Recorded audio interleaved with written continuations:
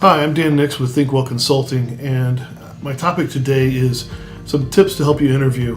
If you're learning how to interview through trial and error, you're likely missing some opportunities for jobs that you probably could have got hired for. The number one tip is remember it's about skills. You know, you get a degree, what does that tell an interviewer?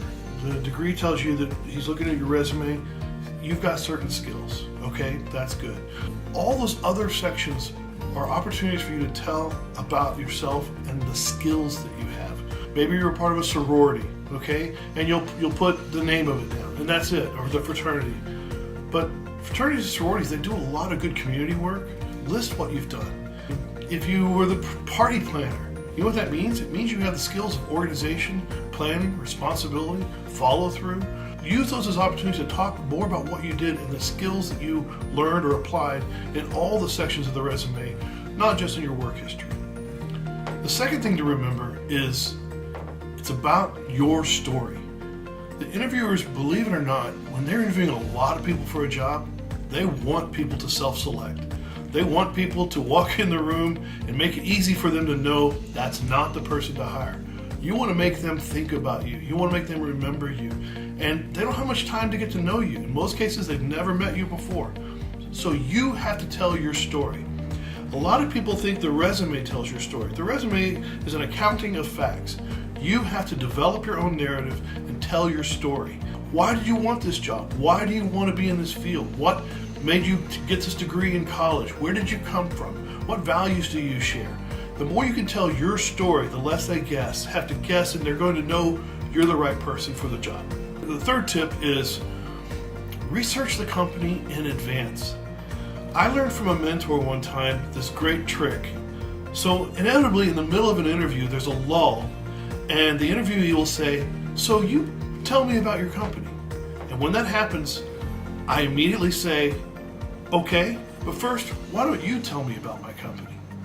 And that turn of a phrase puts them in a position to say, show off and say, "Hey, I've read about you, I've been through your website, I know about you, I've talked to people who work here." And if they have, then you know you've got a good candidate.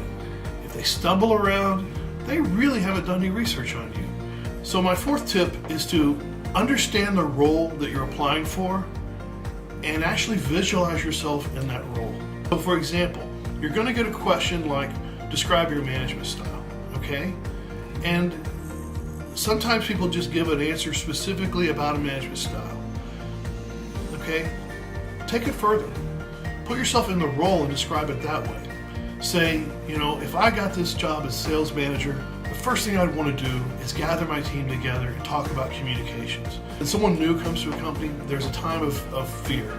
No one knows me, and I want to make them feel comfortable. And I want to listen to everyone, and I want to understand what drives them and what motivates them. And I want them to get to know a little bit about me. That's communication. But beyond that is, from a management style, I don't like to lead by fear. I like to lead by respect. But I also understand respect takes time, and it has to be earned.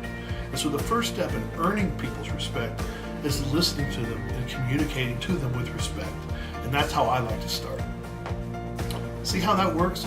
Because during that type of answer in an interview, the interviewer can actually start visualizing you in the role. And if they do that, you've got a great chance of getting the job.